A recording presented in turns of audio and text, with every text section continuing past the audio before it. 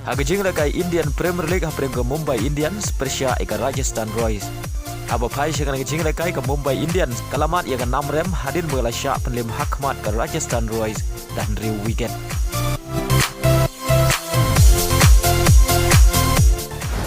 Hagajing lakai Saudi Pro League haprem ke Kenhun Firmino ke Al Ali Saudi Persha eka Kenhun Benzema ke Al Ittihad.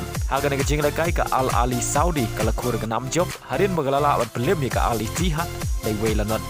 Baria kena sigol jong ke Al Ali Saudi la yo bentep haga minit ke live hosau lengbau Al Baraikan.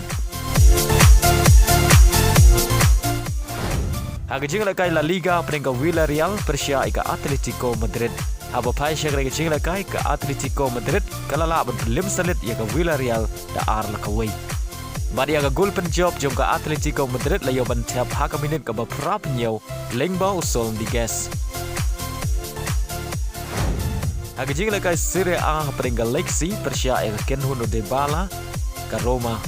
Aba pai syakra gajing lakai baru artli Kenhun kia khai klemla bat penkijar nadu basdang gajing lakai hadu bukot jong gajing lakai wala kila Persha ngato kan ne badio penkijar Henry gi klemla bat penurlong.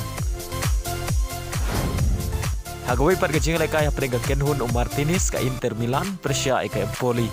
Hagan gajing lakai ke Inter Milan kalau kur ke 6 job hadin mengalala berbelim ni ke Empoli da Arlanot.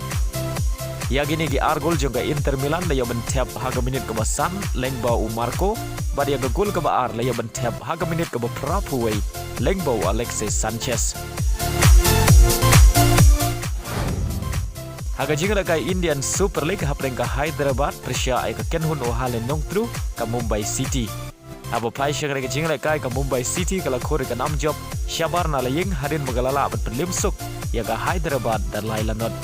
Badi agini gilai gol jong ke Mumbai City layo bentep haga minit ke bekat pra lai peway bad haga minit ke bekendai pew. Baleng bang ke jing job ke Mumbai City kalau yo benrung lupa syaka semi final bad kumjuk ro kadang don jing kermen badi ora abyang ya ke Indian Super League Winner Shield menta ke Samoy.